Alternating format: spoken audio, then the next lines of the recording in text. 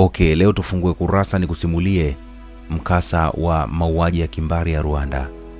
Mimi naitwa Jimmy Godfrey, hii naitwa Bongo Star Media. Ilikuwa ni Machi 21 ya mwaka 1994, maeneo ya Uganda ambayo yanapakana na Rwanda. Katika Ziwa Victoria, serikali ilituma vikosi vya jeshi lake kwenda kudhibiti eneo hilo kwa hali ya dharura, ambapo agizo hili la serikali kutuma jeshi lake halikuwa kwa ajili ya kwenda kudhibiti eneo hilo kutoka kwa maadui, bali agizo hilo kwa matumizi ya nyumbani au shughuli za uvuvi. Lakini jeshi lilikuwa limetia timu katika eneo hili kuhakikisha kuwa taharuki iliyozuka baada ya maelfu ya miili hii kuonekana haigeuki na kuvuruga amani katika eneo hili la Uganda. Lakini pia jeshi la Uganda lilikuwa hapa kubaini miili hiyo ilikuwa inatoka wapi. Kadiri ambavyo jeshi la Uganda lilivyokuwa linafuatilia kwa kurudi nyuma kufuata mto Kagera, ndivyo ambavyo walizidi kubaini kwamba maiti hizo zinaletwa na maji kutoka tawi la mto Kagera lililopita kusini mwa Rwanda. Na kadri ambavyo walizidi kufuata chanzo cha maiti hizo zinakotoka, ndivyo ambavyo walikuwa wanakaribia kufika Rwanda, na maji ya mto yakazidi kubadilika na yote kuwa rangi nyekundu. Wanajeshi wa Uganda ambao walishiriki kwenye ukaguzi huu wa mto huu wanakiri kwamba licha ya baadhi yao kupigana mstari wa mbele katika vita duniani katika sehemu mbalimbali ulimwenguni, lakini hakuna yoyote kati yao ambaye aliwahi kushuhudia ukatili mkubwa wa kiasi hiki kama ambao ulitokea Rwanda. Siku hii jeshi la Uganda linakisia kwamba waliokota si chini ya miili 10,000 miili ya binadamu, na yote ilionekana inaletwa na maji ya mto Kagera kutokea huko nchini Rwanda. Ajabu ni kwamba miili yote hii ilikuwa na mfanano fulani hivi. Maiti zote zilikuwa za watu warefu, watu wembamba, wenye nyuso ndefu na pua za kuchongoka. Haikuhitaji kufikiria sana kufahamu kuwa watu hawa ama maiti hizi zilikuwa ni watu wa kabila gani. Maiti hizi zilikuwa ni watu kutokea kabila la Watusi. Lilikuwa ni kwenda kudhibiti eneo hilo dhidi ya maiti za binadamu. Sio maiti 2 au 3, sio maiti 100 au 200, bali ni maelfu ya maiti za binadamu ambazo zilikuwa zinaingia katika Ziwa Victoria zikiletwa na maji ya mto Kagera. Maiti hizi zilikuwa ni nyingi, maelfu, kwa kiasi kwamba mpaka zilikuwa zinafanya maji yatoe harufu mbaya sana. Serikali ya Uganda ilituma jeshi eneo hilo ili kwenda kudhibiti eneo hili, maji yake yasitumiwe na wananchi wa kawaida. Miezi kadhaa baadaye ndipo ambapo jeshi la Uganda na ulimwengu wote walikuja kuelewa kwa nini maiti hizi zilikuwa zinatupwa katika mto Kagera. Ilikuwa ni ujumbe gani? Nani alikuwa anawatupa hawa watu katika mto Kagera? Nini tafsiri yake? Ukweli ni kwamba Watusi walikuwepo nchini Rwanda. Walikuwa wanapenda sana kujisifu kuwa mababu zao wana asili ya nchini Ethiopia.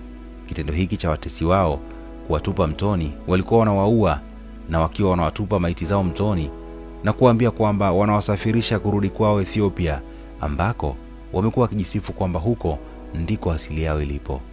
Sio kwamba jeshi la Uganda hawakuwa na taarifa juu ya hali tete ambayo ilikuwa inaendelea nchini Rwanda kwa muda wa karibia wiki nzima iliyopita, bali hawakujua kama hali hiyo tete ilikuwa ni hali ya kinyama kiasi hicho. Wanajeshi hawa wa Uganda walikuwa wameshikwa na bumbuwazi na viroho vilivyowapasua mioyo yao kwa kuona miili hii 10,000 ya binadamu isiyo na uhai. Kitu ambacho walikuwa hawakijui na hakuna ambaye alidhania ni kwamba ndani ya siku 100 zijazo ulimwengu ulikuwa unaenda kushuhudia moja ya tukio la kikatili zaidi tangu kuumbwa kwa ulimwengu. Karibia maiti za binadamu milioni 1 zikiwa zimetapakaa mitaani huko nchini Rwanda, maiti ziking'ongwa na nzi na kuliwa na mbwa. Sasa watu wengi hawafahamu kwamba nchi ya Rwanda kabla ya ukoloni ilikuwaje. Unaambiwa asili rasmi kabisa ya watu wa kwanza kuishi katika eneo hilo ambalo leo litatambulika kama nchi ya Rwanda ni watu wa kabila la Twa, yani Watwa. Kabila hili la wawindaji si la Kibantu, bali ni sehemu tu ya makabila yanayotambulika na wanahistoria kama Pijim, ambao sifa yao kuu ni ufupi. Mtu mzima anayetoka makabila ya namna hii anakadiriwa kuwa na wastani wa urefu wa chini ya sentimita 150. Watu waliishi Rwanda enzi za kale sana, miaka 8,000 huko kabla ya Kristo na miaka 3,000 before Christ. Kuanzia miaka 700 before Christ mpaka miaka ya 1500 Anno Domini, makabila ya Kibantu kutoka maeneo ya jirani yalianza kuhamia eneo hili. Kuna nadharia mbalimbali kuhusu ni namna gani haswa makabila haya ya Kibantu yalihamia hapa na baadaye kupelekea kutokea makabila ya sasa ya Wahutu na Watusi. Nadharia ya kwanza inadai kwamba Wahutu ndio walikuwa wa kwanza kuhamia eneo hili na kuanzisha shughuli za kilimo. Baadaye watu wenye asili ya Ukushi ama Watusi wa sasa nao wakahamia kwenye eneo hili na kulitawala. Nadharia ya pili inadai kwamba uwezekano wa kwamba Watusi si Wakushi bali ni wahamiaji tu kutoka maeneo ya jirani kipindi hicho cha kale, ambao walihamia na kujichanganya na jamii walioweza kuikuta, ambao walikuwa ni Wahutu, lakini wao walikuwa ni wafugaji. Chini ya nadharia hii inadai kwamba kuibuka kwa Wahutu na Watusi hakukutokana na kuwa na tofauti ya vinasaba au asili ya mababu, bali ulitokana na utofauti wa kimadaraja au matabaka ya kijamii. Wao walijiita Watusi wakati ambao wapo tabaka la chini ambao walikuwa ni wakulima, wao walijiita ama wakajifahamisha kama Wahutu. Makabila haya yote matatu, watu wa Wahutu na Watusi, wanazungumza lugha moja kwa wote na wanajulikana kama Banyarwanda. Na ukienda huko Rwanda utawakuta wengi tu. Idadi ya watu ilipoongezeka katika eneo hili, walianza kujitambua kupitia makundi madogo madogo yaliyoitwa ubwoko ama ukoo kwa Kiswahili. Ilipofika katikati ya miaka ya 1700, koo nyingi ziliungana na kuunda falme.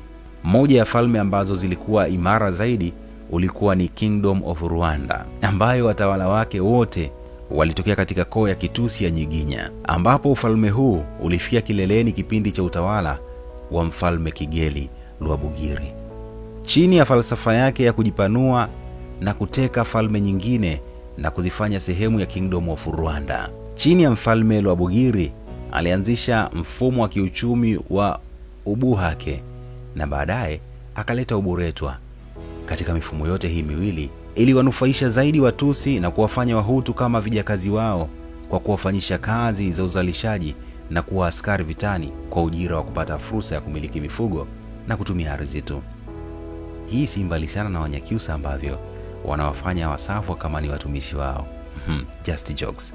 Watusi walipaa juu zaidi na kuwa raia wa daraja la kwanza na Wahutu wakabaki kuwa tabaka la chini kabisa ndani ya Kingdom of Rwanda. Sasa kipindi cha mkutano wa Berini wa mwaka 1884 ulilotoa eneo hili kuwa koloni la nchi ya Ujerumani. Wajerumani walitawala eneo hili kwa kushirikiana na mfalme na hivyo kuwapa wepesi wa kutawala koloni bila kuwa na askari wengi wa Kijerumani ndani ya ardhi ya Rwanda. Yuhi V. Musinga ndiye alikuwa mfalme wa Rwanda wa kipindi hiki na anakumbukwa zaidi kwa kuwapokea Wajerumani kwa mikono miwili, kwamba karibuni nyumbani, hii ni Rwanda. Sasa ikulu ya mfalme wa Rwanda ambayo ilikuwa inapatikana huko maeneo ya Nyanza, kipindi hicho Wajerumani ndio walikuwa watu wa kwanza kuwapandikiza Watusi kasumba ya kuwa wao sio Wabantu. Wakoloni wa Ujerumani ndio ambao walieneza propaganda kwa kuwafundisha Watusi kwamba kutokana na tafiti zao za kina wamegundua kwamba wao Watusi ama babu zao wa kale walihamia eneo hilo wakitokea huko Ethiopia. Hivyo wakawashawishi kuamini kwamba Watusi wana vinasaba vya uzungu bro, na hivyo ni wao pekee ndani ya Rwanda walistahili kupata nafasi za ajira na kusaidiana kazi na wazungu chini ya utawala huo wa Wajerumani. Katika vita kuu ya kwanza ya dunia, Ubelgiji iliziteka Rwanda na Burundi kutoka mikononi mwa Wajerumani, na mwaka 1919 katika kipindi cha League of Nations ilifanya rasmi nchi hizo kuwa makoloni ya Ubelgiji. Mwanzoni wakoloni wa Ubelgiji walianza kuitawala Rwanda kwa mtindo ule ule wa kushirikiana na ufalme, lakini baadaye wakajilimbikizia madaraka yote ya kuwatawala kama ambavyo walifanya kwenye koloni lao la Kongo. Baadaye wakaanza kutaifisha mali za Wanyarwanda katika mfumo wa kufanana kabisa na mfumo wa asili wa uburetwa, na walioathirika zaidi na kampeni hii ya utaifishaji walikuwa ni Wahutu. Ardhi yao ilinyang'anywa, mifugo yao ilitawaliwa na kuwafanya Wahutu kuwa si tu vijakazi wa wakoloni bali pia vijakazi wa Watusi. Mwanzoni mwa miaka 1930 huko, Ubelgiji walifanya upanuzi mkubwa wa sekta ya elimu, afya na ajira za umma, lakini wanufaika wakuu walikuwa ni Watusi. Mwaka 1935 Ubelgiji walifanya kitu cha ajabu sana ambacho kilipanua zaidi mpasuko wa kijamii na kitabaka ambao ulikuwepo ndani ya Rwanda. Walianzisha mfumo wa raia wote kuwa na vitambulisho. Vitambulisho hivi viliwatambua raia wote katika makundi manne kulingana na makabila yao: Watwa, Wahutu, Watusi pamoja na raia wa kuomba, yani naturalized. Kutokana na Watusi kuwa ndio raia wa daraja la kwanza na tabaka la juu, huku Wahutu wakiwa ni watu hafifu sana na ni watu wa kudharaulika nchini humo. Ilifikia hatua Wahutu wenye mali au ushawishi walikuwa wanahonga fedha ili kupatiwa vitambulisho vya kuonesha wao ni Wahutu, na watawala hawakupata utusi kamili, bali waliwapa utusi wa heshima, yani honorary tusi. Hadhi ya Wahutu wote iliendelea kushuka kwa kasi sana, wakionekana ni kabila na kizazi cha washenzi tu, huku Watusi wakionekana ndicho kizazi cha wastaarabu na kabila lenye daraja na kabila lenye hadhi ya juu. Lakini kuna suala ambalo lilifanyika mwanzoni likionekana kuwa na manufaa makubwa, lakini kadri siku zilivyozidi kuenda lilianza kuwa kama mkuki mgongoni. Kanisa Katoliki lilikuwa limeenea sana nchini Rwanda na raia wake wengi wakiwa ni waumini wa kanisa hilo. Tukumbuke kwamba kipindi hicho Wahutu ndio walikuwa na idadi kubwa zaidi ya raia wote ndani ya Rwanda. Hii inamaanisha pia kwamba waumini wengi wa kanisa Katoliki walikuwa ni Wahutu. Kwa kiasi fulani ndani ya kanisa Katoliki, mapadri na watawa wengine walikuwa wanajisikia hatia kuacha waumini wao kuwekwa kwenye kundi la kizazi cha washenzi na kudharaulika ndani ya jamii ya Rwanda. Kwa hiyo zikaanza juhudi za makusudi za kanisa Katoliki kutoa elimu kwa vijana wenye asili ya Kihutu. Baada ya miaka kadhaa, kukaanza kuwepo walau kidogo uwiano wa wasomi wa Kihutu na Watusi. Sasa ilipofika mwaka 1957 mwezi Machi, kikundi cha wasomi cha Wahutu wenye ushawishi wenye asili ya Kihutu walifanya jambo la kimapinduzi ambalo lilipanda mbegu mpya kwenye nafasi za watu wa kabila la kizazi cha Kihutu. Waliandaa waraka ulioitwa Manifesti des Bahutu, yani Bahutu Manifesto. Huu ndio ulikuwa waraka wa kwanza rasmi kubainisha kwamba Wahutu na Watusi ni mbari, yani resi mbili tofauti kabisa. Katika waraka huu, wasomi hawa na watu hawa wenye ushawishi walijenga hoja kuu kwamba Watusi wanapaswa kutoka kwenye jukumu lao ambalo wamejivesha la kuwa watawala wa Rwanda, na badala yake nafasi hiyo ya kutawala Rwanda wapewe Wahutu. Hoja yao hii walijenga kwenye nadharia ambayo wenyewe waliita statistical law, kwamba kitakwimu Wahutu ni wengi mno kuwashinda Watusi, si sawa wakiendelea kutawaliwa na kufanyishwa kazi kama vijakazi wa Watusi. Wanasema kwamba kabla kibanda cha nyasi kuungua, kwanza utaanza kukiona kinafuka moshi bro. Kuna vuguvugu lilianza chini chini ndani ya Rwanda.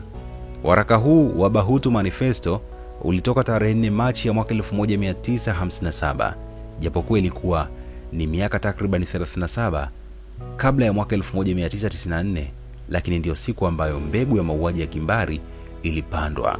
Usikose sehemu inayofuata kuangalia nini ambacho kilitokea ndani ya Rwanda. Mimi naitwa Jimmy Godfrey, hii inaitwa Bongo Star Media. Ili kila siku kuwa mtu wa kwanza kupata makala zetu, tafadhali ungana nami kufuatilia historia zetu kila siku. Makala hii imeandikwa na Wahidi. Mimi ni Jimmy Godfrey wa Bongo Star Media.